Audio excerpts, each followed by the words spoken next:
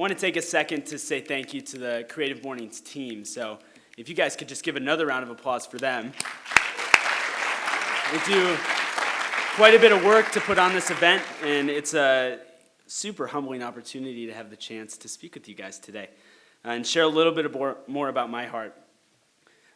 If you want, you can take notes. There'll be a Q&A session after, or just if there's anything that you guys hear that intrigues you, or maybe something that you want to inquire a little bit more about, feel free to write it down. I'll try to answer those questions at the end to the best of my ability. With that being said, I want to go to this first slide, which is terrible. And you can just pick it apart in your mind or say anything vocally. But it's funny, I got my start in photography in 2010 doing senior portraits. And I thought that this would be a profitable realm. It's not. If anyone, terrible. But if anyone's out there and you're making money off doing prom, homecoming, or Sadie's, and it's simple, fun, and easy, let me know. Not a designer. But what I love most about this is it's a reality. And it's a good reality check now, because this isn't an accurate depiction of the work that I'm creating now, but it is the start of it. And I think that's what's most important, is for a moment, I thought that this was really good. And it taught me a lot about life. But I got my start in photography in 2010, I'm going to leave this up and all you guys are going to be in pain. But I got my start in 2010 taking photos. I thought it would be an opportunity to capture moments for friends, and potentially it would turn into a job. My background isn't in photography. It's actually in psychology and sociology. But this was something that really, really got me excited, taking photos of people. Around the same time, as a 15-year-old, I experienced some different things in life that would challenge my perspective, that were really difficult. As a 15-year-old, I was a sophomore in high school, so I don't know what you guys were doing as a sophomore in high school. I was just a runner, and I was so focused on doing cross-country, track, and Nordic skiing that my life entirely revolved around that. As a runner, you are usually in pretty physically great shape, and it's easily noticeable if you're lacking in health. For me, I began to develop a lump on my neck around sophomore year of high school. This came as a surprise, and as a pretty ignorant high school guy, I ignored all of the facts. I withheld from going to a doctor's office for as long as I could, and withheld from believing that I actually had something going on in my body that needed to be checked. Anyways, what ended up happening was I went in for a biopsy after multiple CT scans, multiple MRIs, to be told the unfortunate circumstance. And I'll share a little bit about the biopsy because it's super interesting. And you know that this is wrong. You know that you're in trouble when a doctor comes in and they say, hey, we need to do 3 passes of this biopsy, and then we'll tell you your results. And then they come back and they say, we need to do 3 more. You're like, ooh, okay, that's great. And then they come back again and they say, just 3 more. We'll do 3 more, and then we'll be able to tell you your results. And then they finally end with, we got to do just 1 more. And at this point, you're like, okay, this is getting out of control. But I'll never forget the moment they came back, and I was with my mother and father, and they sat down and they start with, unfortunately, there's no easy way of saying this. You've been diagnosed with non-Hodgkin's lymphoma, and you need to be admitted immediately for surgery, and we'll talk about potential treatment options after. That hits really, really hard, even if you're 15 years old. You don't know what's going on. And I'll never forget the car ride home where we sat in silence, and I remember just tears rolling down my face, my parents' face, questioning, why is this happening to me? Why is this my outcome? And at that moment, I was broken. And I feel like the topic that we're talking about today closely aligns with my life story, which is why it's such an honor just to be able to speak on it. Anyways, I would end up having surgery. End up having surgery, and Following surgery, they would send the lymph node in my neck to Rochester Mayo, and the results would come back as inconclusive, and they would tell me, "You're cancer-free as of right now. If anything else develops, please check in immediately. You'll have follow-up treatments or follow-up appointments every 3 months, then every 6 months, then every 12 months."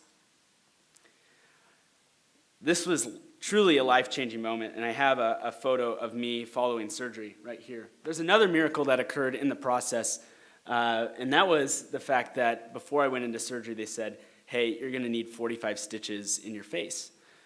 I don't have 45 stitches right there, and you can barely tell that there's a scar. They put the IV in to allow the anesthesia to knock me out, and right before I passed out, they do the thing where they like count to 10 and you get to 2 and you're like, oh, that was terrible. And then you just wake up. And I woke up and I remember I hit myself in the face and I was like, whoa, I don't have 45 stitches. Well, right before I went in, they put a little X on the lymph node and the doctor looked at me and he said, "We're gonna just try to cut on top and there'll probably be 6 stitches or 45. So just wake up, you'll find out." Super encouraging before you pass out. But that was my journey, and that really changed my entire life. The first point that I want to make is that brokenness is inevitable. At some point in your life, in our life, we're going to face a season where it's broken. And they're not always to this extreme or greater, but they can be. But there are times in life where we feel inadequate. We feel like we can't do anything. And I remember sitting at home having all these dreams, like I want to be a photographer, I want to take photos of people, but right now I don't have that option. I don't know what's going to happen, and that's where everything's taken away. And for me, that was a moment of brokenness. Here's another photo from the early stages of photography that I don't think is as terrible as the first one. But this is actually, it's a little dark on here, but this is the wristband that I wore when I was admitted in the hospital. And after I got out and I went through a season of life where I had to deal with what had happened in my life health-wise, and I had to recover, even after surgery, there are processes you have to go through. For me, I looked to photography as an outlet to heal. It became somewhat therapeutic.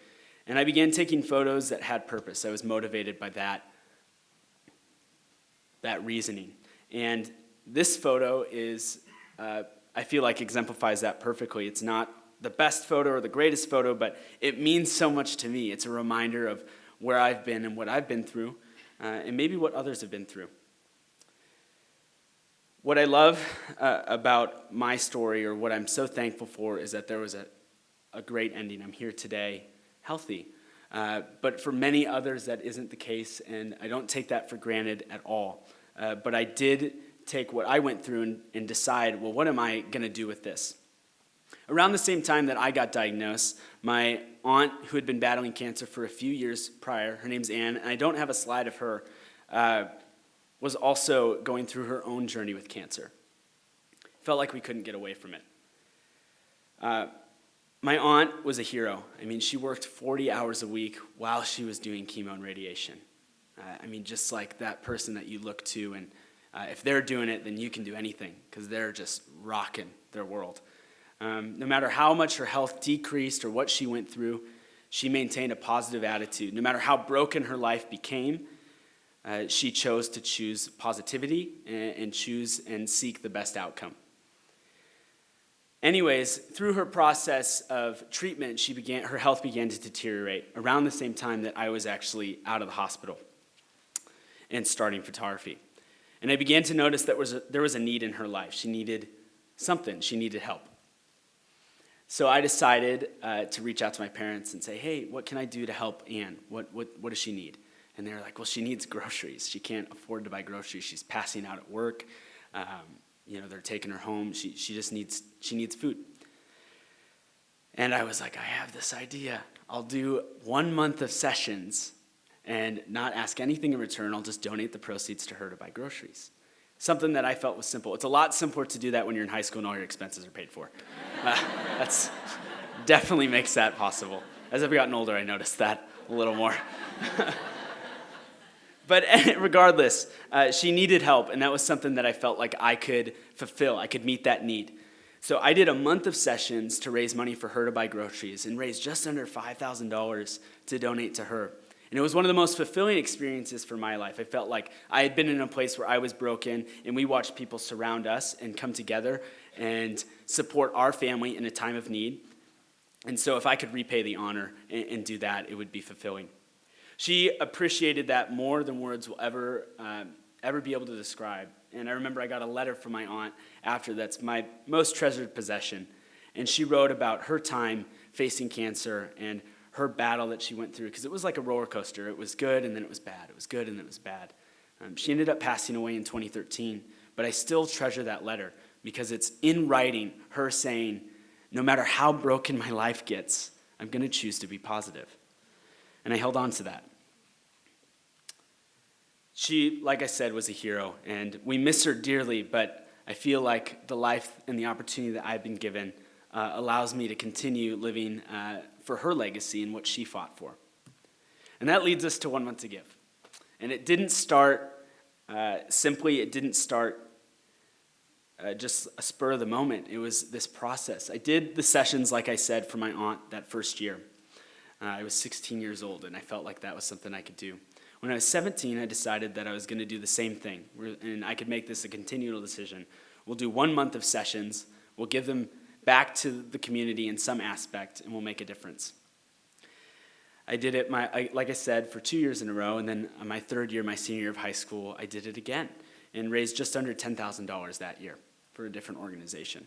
And at that point, photographers started to catch the idea. And as I was growing as a photographer and in the community of Minneapolis, which is a wonderful artist community, they caught on and they were like, we want to do this too.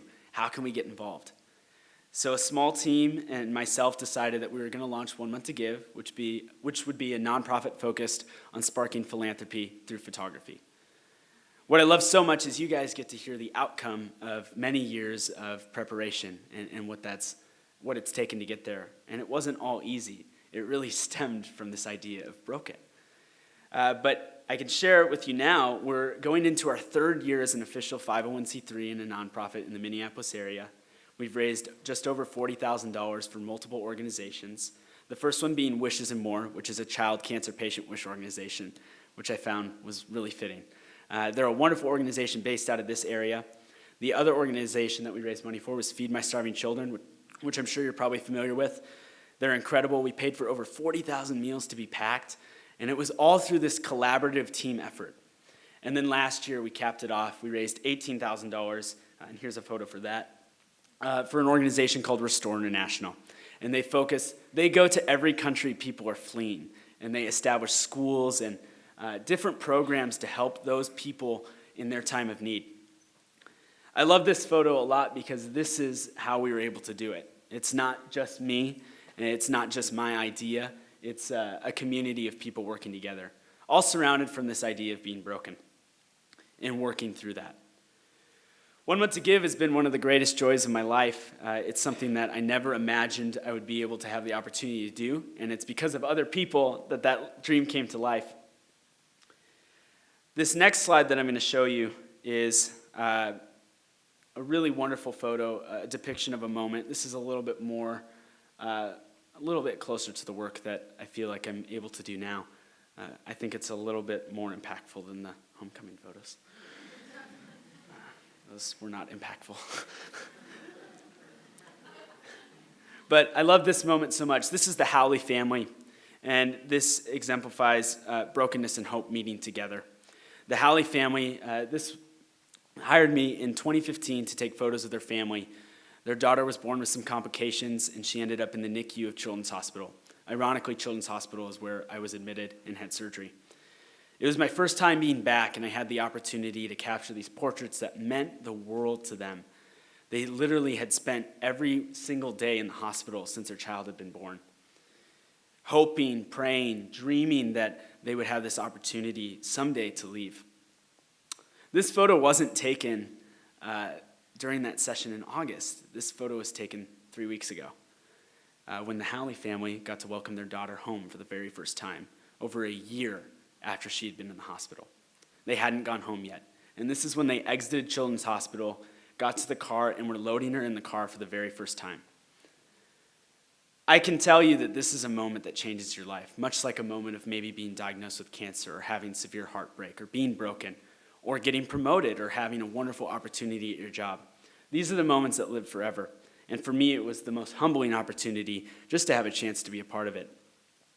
But this is where brokenness led me. It led me to this idea of using what we've been given, using our gifts and talents and our hopes and our dreams to make a difference. And it doesn't have to be to this grand capacity. It doesn't have to always be through a nonprofit. It can be through volunteering your time or even just offering a word of encouragement for someone who's in need. All of those meant the world to us when we were in our situation, in our crisis. And I'm hoping that I can continue to repay that back for the rest of my life. But I love this because this is a moment of victory. This is a moment of, yes, we did it. We've made it. And while the journey ahead is still tough, we still have the opportunity to keep going and keep working and keep fighting. This year, I'm really excited because we're partnering with an organization called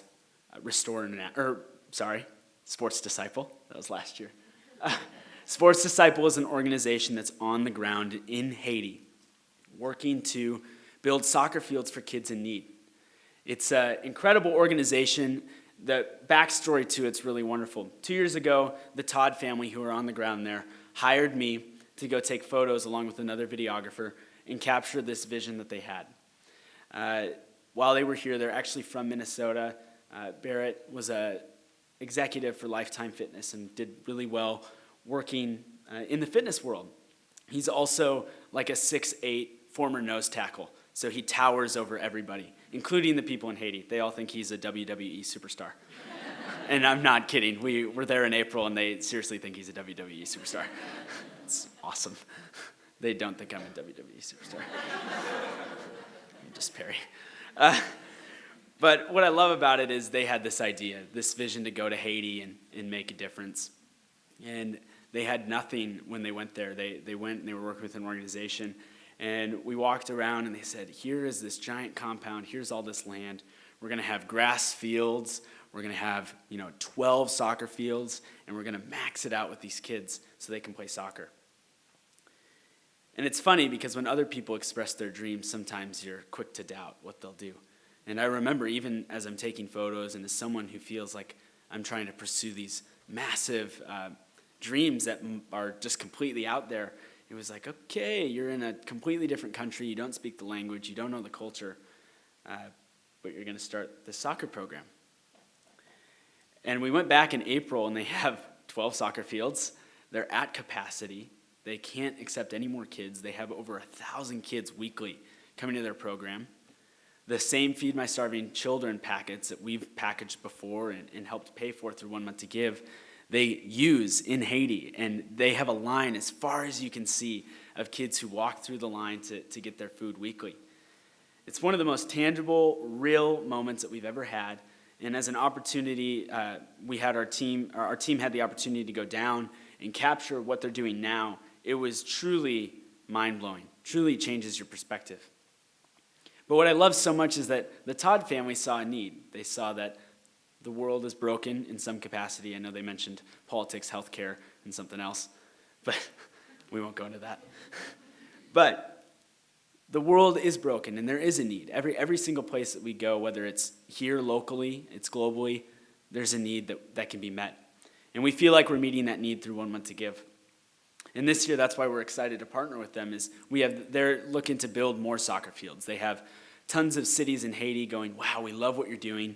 We love that you have all these kids that are involved. You're keeping them out of trouble. You're feeding them. You're clothing them. You're giving the opportunity for employment. We'll give you the land. You just need to build a field. So this year, we're hoping we can build another field. But in closing, what I'd love to share is this idea of broken and try to wrap it all together.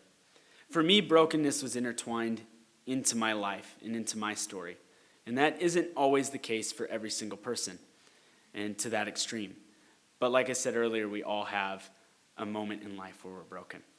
And so for me, it became an opportunity to see brokenness, and out of brokenness actually came the dreams that I had for my life. And I think that's a great perspective and a great way of looking at it, is if in the seasons of life where they're tough or they're hard, instead of thinking that it's the end of the world, just beginning to think that maybe it's the start of your dreams. And I know that sounds cliche, but for me, it has paid itself forward in multiple ways. It's given us the opportunity to work with a team and believe that we can make a difference in the world today. So thank you guys for taking the time to listen. I hope that in some way that challenges your perspective and helps you grow. It's been a wonderful opportunity, a wonderful joy just to speak with you guys, and I hope that it helped you in some way. So thanks.